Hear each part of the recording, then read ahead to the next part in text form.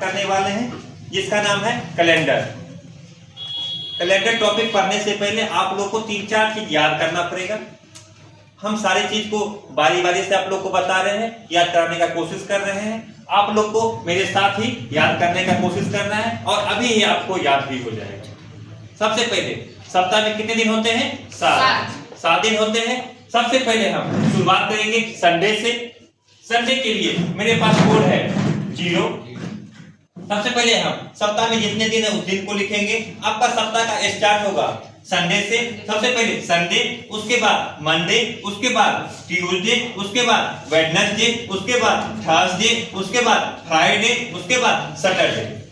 उसके बाद संडे के लिए कोड आपके पास होगा 0, मंडे के लिए 1, ट्यूसडे के लिए 2, वेडनेसडे के लिए 3, थर्सडे के लिए 4, फ्राइडे के लिए 5, सैटरडे के लिए 6। आपका ये कोड हो गया। और इधर हम ईयर का बात करते हैं। 100 ईयर के लिए कोड होता है 5 का, 200 ईयर के लिए होता है 3 का, 300 ईयर के लिए होता है 1 का, 400 ईयर के लिए होता है 0 का।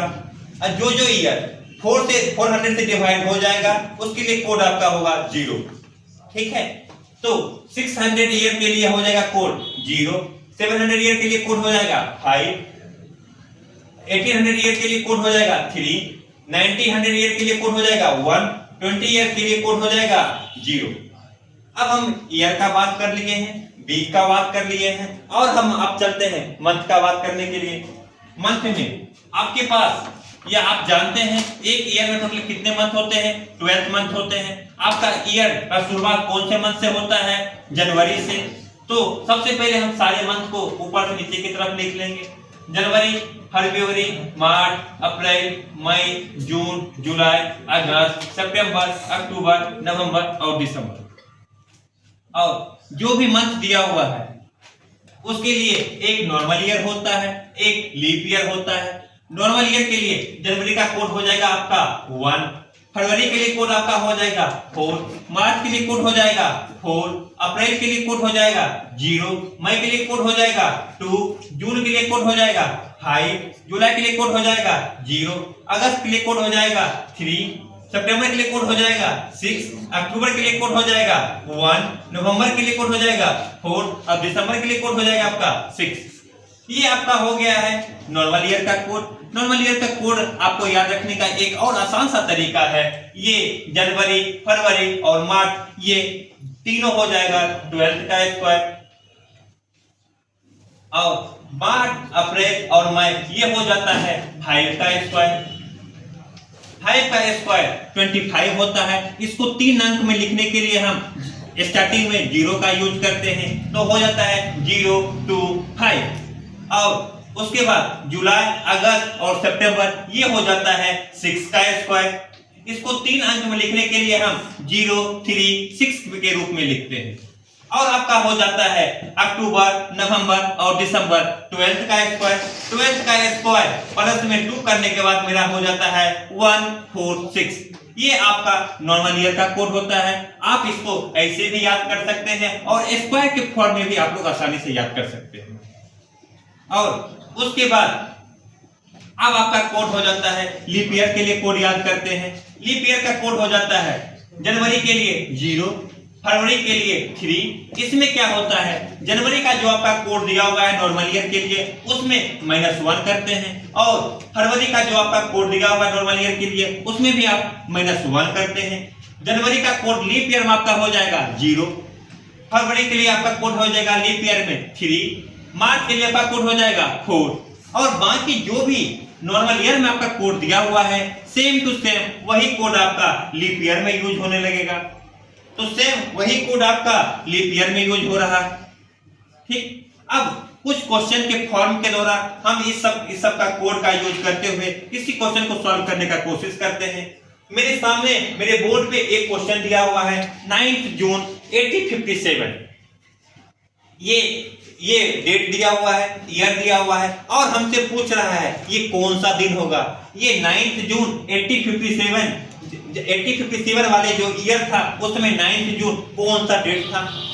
इसको हम क्वेश्चन के फॉर्म में टोटली 10 से 15 सेकंड में बना के दिखा सकते हैं। इसके लिए हमें सबसे पहले 4 ब्रैकेट का इस्तेमाल किया जाता है, 5 ब्रैकेट का हम इस्तेमाल करेंगे।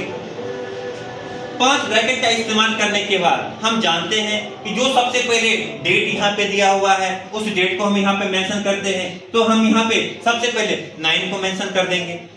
उसके बाद ईयर मेरा दिया हुआ है 8057, तो हम 8057 नॉर्मल ईयर है या लीप ईयर है हम आपको बता चुके हैं। नॉर्मल ईयर और लीप ईयर को पहचानने के लिए हम जो भी ईयर दिया हुआ है उसमें हम 4 से डिवाइड करते हैं। अगर पूरा का पूरा डिवाइड हो जाता है तो ये आपका हो जाता है नॉर्मल लीप ईयर। अगर पूरा का पूरा डिवाइड नहीं होता है तो ये हो जाता है आपके लिए लीप ईयर, नॉर्मल ईयर। ये 8057 जो है ये 4 से पूरा का पूरा डिवाइड नहीं हो पा रहा है, इसलिए कौन सा ईयर होगा, ये नॉर्मल ईयर होगा। तो हम नॉर्मल ईयर का कोड और लीप ईयर का कोड, दोनों ईयर का कोड हम बोर्ड पे लिखे हुए हैं। अच्छा, अब हमको बताइए जून के लिए कौन सा कोड हो जाएगा, 5। जून के लिए हम 5 लिखेंगे। अब मेरे पास बचता है 1857 यहाँ पे लिखा हुआ है। 1857 को हम 2 भाग में डिवाइड कर सकते हैं। 2 भाग में डिवाइड करने के लिए हम यहाँ पे लिखेंगे 1800 प्लस 57। तो 1800 के लिए हम कोड यहाँ पे लिखे हुए हैं। 1800 का कोड क्या हो जाता है, 3। 1800 के लिए हम यहाँ पे 3 का इस्तेमाल करेंगे। अब मेरे पास 57 भी बच रहा है। तो जो भी ईयर दिया हुआ रहता है वो ईयर को हम सेम टू सेम उसी के फॉर्म में लिख देते हैं। यहाँ पे मेरे पास 57 था तो हम 57 का 57 ही नोट कर दिए हैं। उसके बाद मेरे पास 57 बच रहा है, तो हमको चेक करना है ईयर 57 में कितना लीप ईयर आ चुका होगा। इसको चेक करने के लिए हम 57 को 4 से डिवाइड करते हैं। 4 से डिवाइड करने के बाद मेरे पास हमको पता चल पा रहा है कि 57 तक में 14 लीप ईयर आ चुके हैं, तो हम यहाँ पे 14 को मेंशन कर देंगे। अब हम गिनती एक बार कर लेते हैं, क्या मेरा ये 5 बॉक्स पूरा हो चुका है। 1 2 3 4 5। जब मेरा 5 बॉक्स पूरा हो चुका है हम अपने मन से इस लास्ट वाले बॉक्स में 5 को ऐड लिख देंगे, और लिखने के बाद सारे नंबर जो दिए हुए हैं उनको हम ऐड करेंगे। सारे नंबर को ऐड करने के बाद हम ऐड करते हैं तो 9 + 5 14 हो जाता है। 14 + 3 70 हो जाता है। 70 + 5 23 होता है। 23 +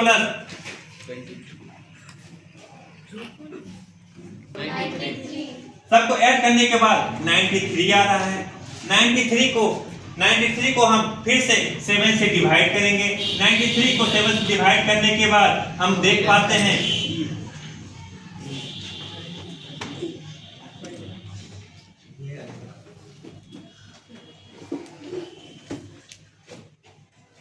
इसमें मेरे पास 2 रिमाइंडर आ रहा है।